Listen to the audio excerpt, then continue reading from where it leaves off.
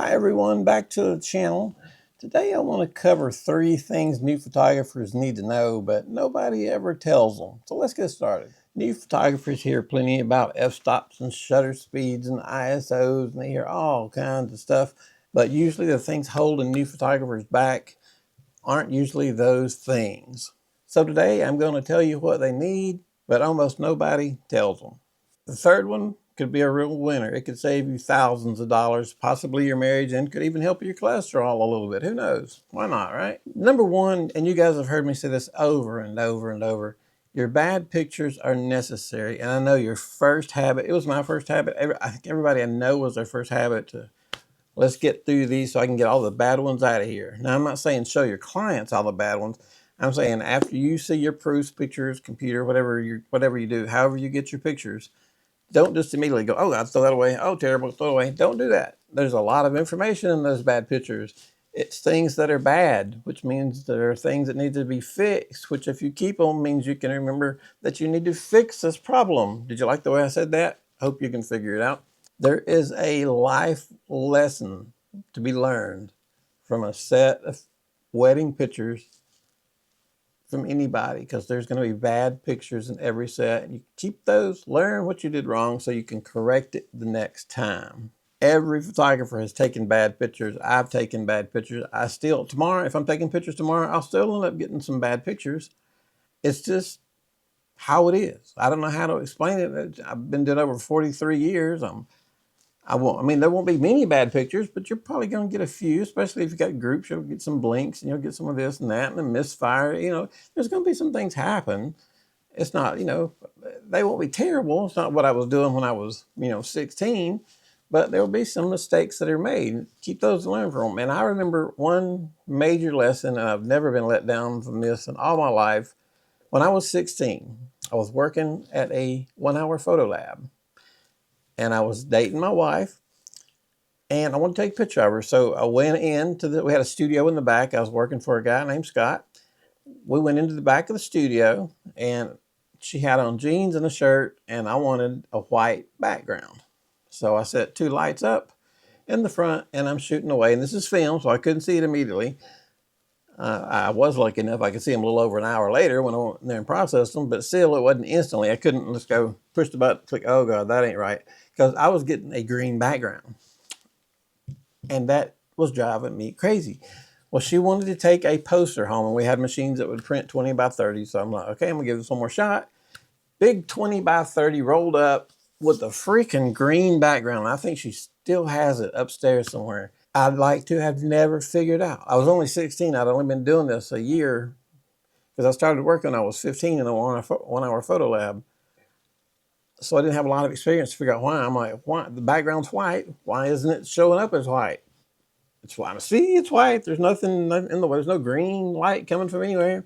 Anyway, once I did get one of my smart photographer friends in there. He said, you got to light it up.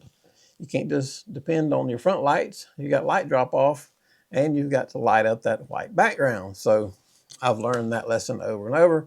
So now put a white light or just a light on that background, whether you're shooting down from the bottom, shooting from the bottom or shooting from the top. Light it up if you want it to be white, if it's a white background already, or if you want like a light to gray and go black, your filters, whatever you want to do with it.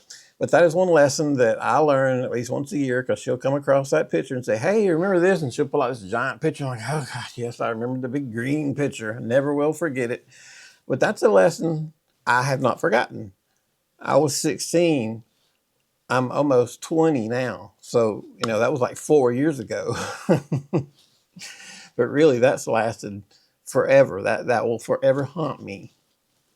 She looked great. Everything looked great, but I had a green background. Oh, God bless. But anyway, bad photographs are not proof you lack talent.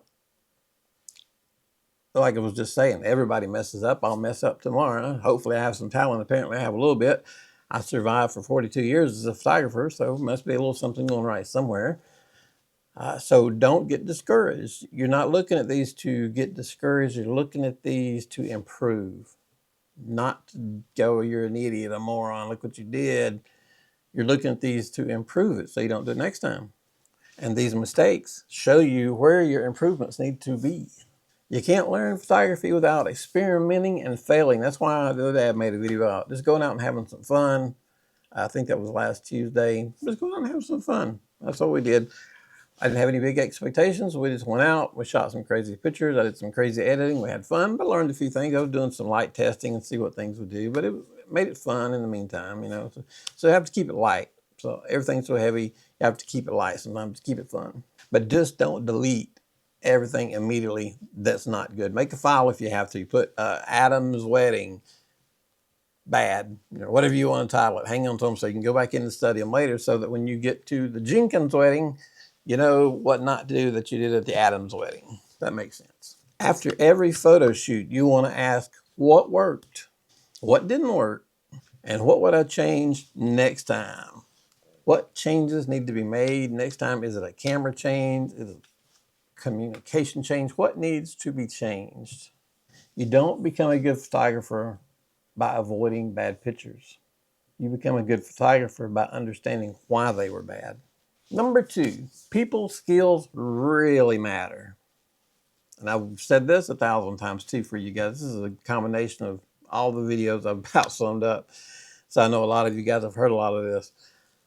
But people skills are so very important. A technically perfect photographed picture can still look bad if the person looks uncomfortable. You never want to make your client feel uncomfortable. If they're sitting over there posing and it's not a good pose, and you can see it's not a good pose, don't say, oh, that looks terrible. Don't do that.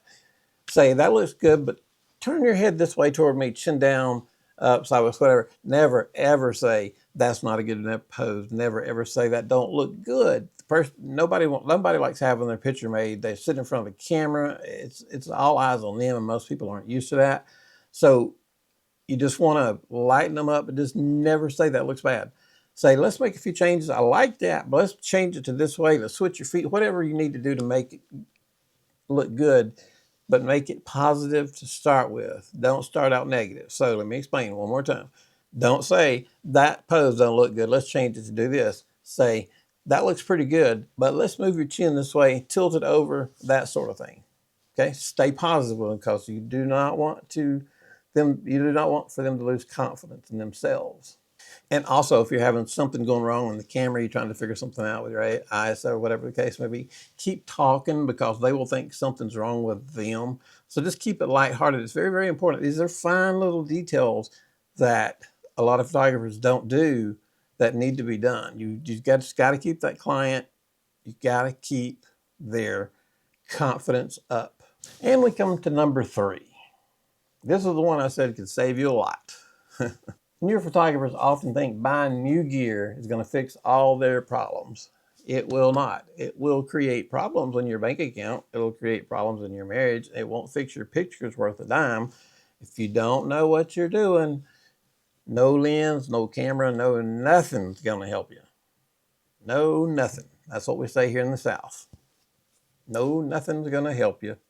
The time to replace your gear is when you have mastered it and you've learned it, outlearned it. Let's say that's what you want to do. You want to outlearn your equipment. That's another Southern word that we say now because I just said it. So once you outlearn your equipment, then it's okay to upgrade. You know, you just don't want to jump from one camera. This one might be 2 years old and a new one's coming out and the new one's got double the megapixels and it'll do twice as many frames a second. It'll shoot 8K, blah, blah, blah. If you haven't mastered the camera that you've got, buying the new camera isn't going to do anything other than drain your bank account. So it's not new equipment that's going to help you. Photography companies are very good and helpful when every 6 months they tell you you need to upgrade your camera because your camera now is 6 months old. It is outdated and no good. Throw it out the door. That's just not true. They're just wanting to sell cameras. And occasionally, you know, I sell some cameras. We show stuff, you know, and makes me some money if you guys buy some cameras off my link. So I can't, you know, I don't hate that. But, you know, I'm not going to recommend something to you guys I don't like. And I tell everybody all the time, if you just bought a camera and I'm sitting here showing you another camera, don't run out and buy it if you just bought one. This is a camera that you would need to look at and say, okay, what will this camera do that my camera won't do? Have I learned everything in this camera? Because if not, it's not going to do me any good to get to the new camera because what I don't know on this camera, I won't know on the new camera either. How will this camera improve my work? These are the kind of questions you need to ask before you run by a new setup of equipment, because it is expensive and getting more expensive by the day. My goodness, instead of buying gold, we should have all bought memory cards 2 years ago. Holy cow. But just remember, buy equipment when your ability has outgrown your gear, not when an advertisement has outgrown your common sense. So bring these three lessons together. Bad pictures are a part of learning. People skills are photography skills. New gear does not replace experience. Anyway, guys, after 42 years, little bits and nuggets that I learned for 40 something years shooting help you guys out. If you have any questions about anything I've talked about, any cameras, lenses, flashes, whatever it might be, drop a note down at the bottom. I'll get back with you. I appreciate you. I appreciate your time. I appreciate everything. This is where we would like for your home for photography to be. It's right here at Daniel Martin Photography. I appreciate it. Thank you guys so much. Have a great day.